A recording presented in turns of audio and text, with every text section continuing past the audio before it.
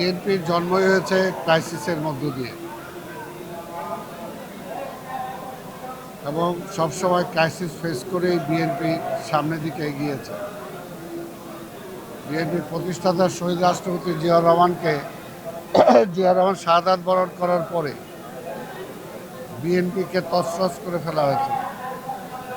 তখনও অনেকে মনে করেছিলেন যে বিএনপি বোধহয় আর দাঁড়াতে পারবে না, কিন্তু সেই সময় আজকের যার কারণে আমরা আজকে এখানে এসেছি, আমাদের নেত্রী দেশনেত্রী বেগম খালেদা জিয়া সেই সময় গৃহে ছিলেন, গৃহকর্ত্রী ছিলেন, কিন্তু জনগণের প্রয়োজনে, রাষ্ট্রের প্রয়োজনে সেই সময় তিনি রাজপথে নেমে এসেছিলেন গণতান্ত্রিক ব্যবস্থায় রাষ্ট্রকে নিয়ে যাওয়ার জন্য। দীর্ঘ 9টা বছর তিনি সংগ্রাম করেছেন, সংগ্রাম করে আপসীর নেত্রী উপাধি পেয়েছেন এবং সেই সংগ্রামের মধ্য দিয়ে তিনি জয়ী হয়ে বাংলাদেশের প্রথম মহিলা প্রধানমন্ত্রী হয়েছেন। এরপর আরও দুবার তিনি প্রধানমন্ত্রী হয়েছেন।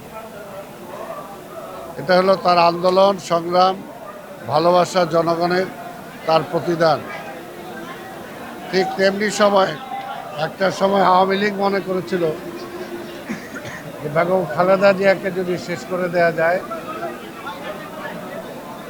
তাহলে বেগম খালেদা জিয়াকে যদি শেষ করে দেওয়া যায়, তাকে যদি জেলে নেওয়া যায়, বিএনপি আর দাঁড়াতে পারবে না।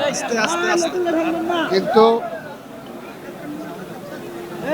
বেগম খালেদা জিয়ার অবর্তমানে আমাদের নেতা দেশনায়ক তারেক রহমান এই দলের হাল ধরেছেন এবং হাল ধরে তিনি দলকে আজকে এই পর্যায়ে নিয়ে এসেছেন।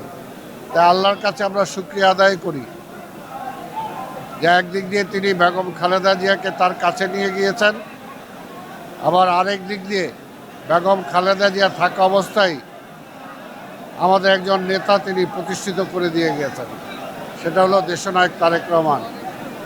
কাজেই যে যত কিছু বলুক বা ভাবুক, বিএনপি আছে, বিএনপি থাকবে এবং ইনশাল্লাহ দেশনায়ক তারেক রহমানের নেতৃত্বে আগামী নির্বাচনে এই দেশের মানুষ বিএনপির পক্ষে রায় দিবে এবং বিএনপির নেতা হিসাবে, দেশের নেতা হিসাবে দেশনায়ক তারেক রহমান এই দেশে একটি গণতান্ত্রিক শাসন ব্যবস্থা উপহার দেবে।